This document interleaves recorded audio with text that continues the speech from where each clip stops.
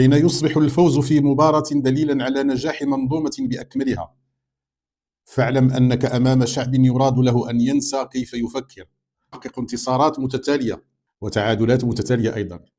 لكن هناك شيء غريب يحدث، شيء يتجاوز الفرح المشروع بالفوز إلى ما هو أخطر بكثير. كرة القدم لم تعد مجرد رياضة، أصبحت ميزان الحكم على كل شيء. فاز المنتخب، إذن السياسات العمومية ناجحة، البنية التحتية ممتازة، الحكومة تعمل، كل شيء على ما يرام. هذا بالضبط ما أريد أن نناقشه اليوم. لاحظوا معي ما يحدث في الفضاء العمومي. شخص ينتقد غلاء المعيشة فيأتيه الرد: ألا ترى الملاعب التي بنيت؟ ألا ترى كيف فاز فريقنا؟ شخص يتحدث عن إصلاح التعليم فيقال له: لماذا لا تركز على الإيجابيات؟ شخص يطالب بتحسين الصحة العمومية فيوصف بأنه متشائم عدمي ويكره البلاد. هناك تشكيل ممنهج للوعي العام يجري أمام أعيننا، تشكيل يجعل من الكرة مقياسا لكل شيء، مقياسا للوطنية، مقياسا للنجاح، مقياسا للانتماء. والأخطر من ذلك هو قمع كل الأصوات المخالفة، ليس قمعا رسميا بالضرورة، بل قمع اجتماعي. من ينتقد يصبح خائنا، من يتساءل يصبح عدوا، من يطرح سؤالا صعبا يتهم بأنه يكره وطنه. تابعتم ما حدث مع تلك الفتاة وصديقها، شابان مغربيان وزعا الشاي والحلويات على الجمهور الجزائري في المدرجات. فعل إنساني بسيط، لكنه تحول إلى قضية وطنية. كيف يجرؤان؟ كيف يظهران لطفا مع الجزائريين؟ هؤلاء خونة. وتابعت أيضا كيف يطلب من الناس تشجيع بوركينا فاسو ضد تونس. لماذا؟ لأن بوركينا فاسو تساند موقف المغرب في الصحراء، بينما تونس استقبلت رئيس الجمهورية الصحراوية. تخيلوا، مباراة في كرة القدم تتحول إلى اختبار للموقف السياسي. كل شيء يمر في الكرة وعبر الكرة. ولعل أبرز مثال على هذا التوظيف هو ما نشهده من تسابق إعلامي على إثبات أن هذه البطولة دليل على نجاح كل شيء. أذكر أنني قرأت منشورا يقول: الملاعب الجديدة دليل على أن المغرب في المسار الصحيح. والسؤال الذي لم يطرح: ماذا عن المستشفيات؟ ماذا عن المدارس؟ ماذا عن الجامعات؟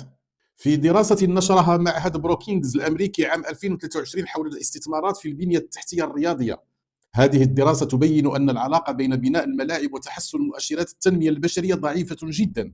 الدول التي استثمرت بكثافة في المنشآت الرياضية الضخمة لم تشهد بالضرورة تحسنا موازيا في التعليم ولا في الصحة، لكن الخطاب السائد يصر على أن الملاعب تثبت كل شيء، وكأن المواطن الذي لا يجد سريرا في المستشفى العمومي يجب أن يفرح لأن هناك مقاعد مريحة في الملعب الجديد. شاهدت أيضا مقاطع فيديو لمواطنين ينتقدون لأنهم لم يحتفلوا بما يكفي. أحدهم نشر تدوين يتساءل فيها عن أولويات الإنفاق العام، فانهالت عليه الاتهامات. قيل له: أنت تكره بلادك، قيل له: اذهب إلى الجزائر، قيل له: أنت خائن.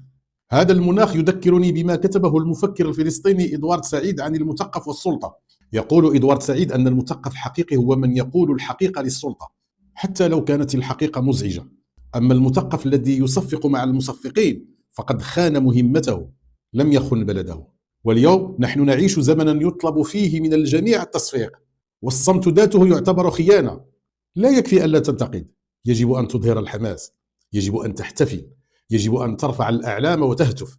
رأيت تدوين أخرى لشاب يقول: أبي مريض ولم نجد له مكانا في المستشفى العمومي، اضطررنا للذهاب إلى العيادة الخاصة ودفع مبالغ لا نملكها. ثم يقال لي: احتفل بالكان، احتفل بكأس إفريقيا. هذا الشاب لا يكره وطنه، هذا الشاب يحب وطنه ويريد أن يكون وطنه أفضل، لكن خطاب التخدير يريده أن ينسى أباه المريض وينظر إلى الملعب الجديد.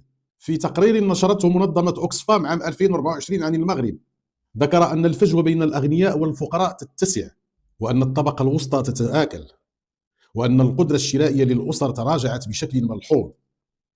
هذه أرقام، وقائع، لكن الخطاب السائد يقول: انظروا إلى الأهداف، انظروا إلى الفوز، انظروا إلى الجماهير السعيدة.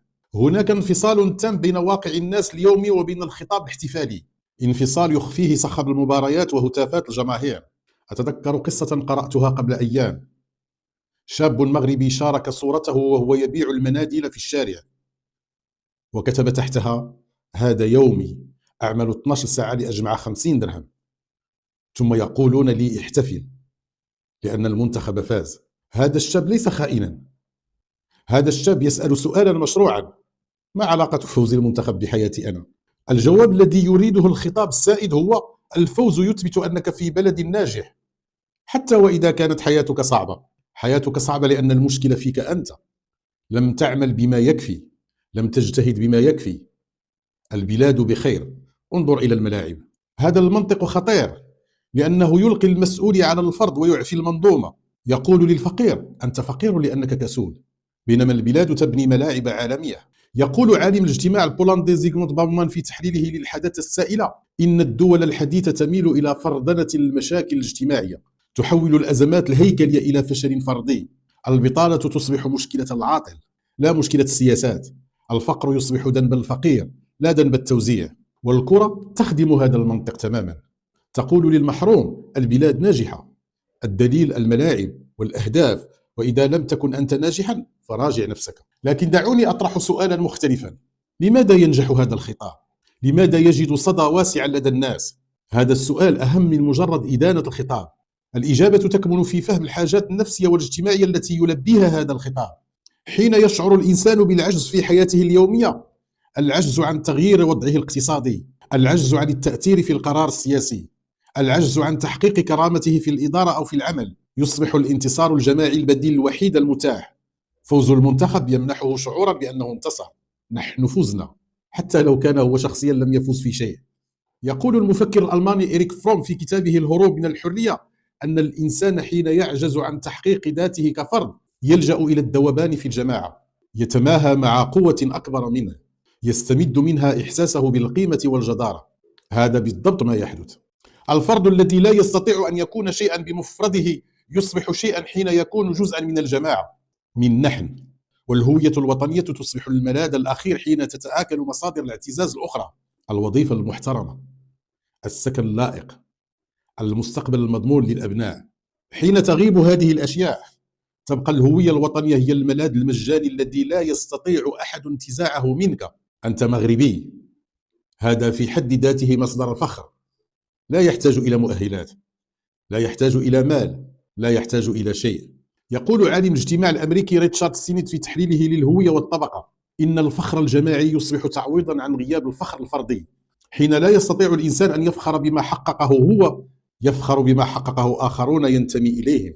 والمجتمعات التي تفككت فيها الروابط التقليدية تخلق فراغا وجوديا: الأسرة الممتدة، الحي، الجماعة، العلاقات التي كانت تمنح الإنسان شعورا بالانتماء. حين تضعف هذه الروابط يبحث الإنسان عن البديل.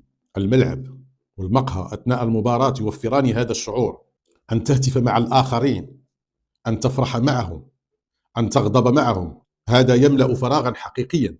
يقول عالم النفس الاجتماعي جوناثان هايت في كتابه العقل الأخلاقي: إن البشر كائنات قبلية بطبيعتها، نحن مبرمجون للانتماء إلى مجموعات ومبرمجون للدفاع عنها. المباريات الرياضية تنشط هذا الميل القبلي بقوة، تخلق نحن وهم، تخلق انتصارا وهزيمة، تخلق أبطالا وأعداء. وهناك أيضا جاذبية البساطة. الواقع السياسي والاقتصادي معقد ومحبط. من المسؤول عن البطالة؟ لماذا ترتفع الأسعار؟ لماذا يفشل الإصلاح؟ أسئلة بلا إجابات واضحة. المشهد الضبابي، لا تعرف من تحاسب. لكن في الكرة كل شيء بسيط: نحن ضدهم، فوز أو خسارة، أبيض أو أسود. هذه البساطة مريحة نفسيا في عالم غامض.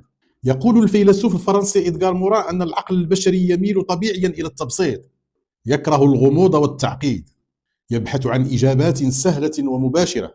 والخطابات التي تختزل الواقع في ثنائية بسيطة تنجح لأنها تريح العقل من عناء التفكير المعقد. وأخيرا هناك الإحساس بالفعالية. حين يهتف المشجع أو ينتقد من شجع الفريق الخطأ يشعر أنه يفعل شيئا، أنه مؤثر، أنه حارس للهوية. هذا الإحساس بالفعالية غائب تماما في المجال السياسي الحقيقي، حيث لا صوت له ولا تأثير. يقول عالم النفس مارتن سليغمان صاحب نظرية العجز المكتسب: إن الإنسان حين يشعر بالعجز المتكرر في مجال ما يتوقف عن المحاولة فيه ويبحث عن مجالات أخرى يستطيع فيها أن يشعر بالتأثير. الملعب يوفر هذا المجال البديل، فطوبى لنا. هذه هي الحاجات التي يلبيها الخطاب: الحاجة إلى الانتصار، الحاجة إلى الانتماء، الحاجة إلى البساطة، الحاجة إلى الإحساس بالفعالية. لكن السؤال الأهم: من أفقر الناس من هذه الأشياء أصلا؟ المشكلة ليست في الناس الذين يسقطون في هذا الخطاب، المشكلة في المنظومة التي أفقرتهم من كل مصادر الاعتزاز الأخرى، ثم قدمت لهم الكرة بديلا، أخذت منهم الكرامة الحقيقية وأعطتهم كرامة رياضية مؤقتة. يقول المفكر الإيطالي أنطونيو غرامشي في تحليله للهيمنة الثقافية أن السلطة لا تمارس فقط بالقمع، بل أيضا بتشكيل ما يعتبره الناس طبيعيا ومرغوبا، حين يصبح الفوز الرياضي هو التعويض الطبيعي عن غياب العدالة الاجتماعية، فهذه هيمنة ثقافية بامتياز. دعونا نرى مثالا حيا. في الأسابيع الماضية رأيت منشورات تقول: انظروا إلى الملاعب، انظروا إلى التنظيم،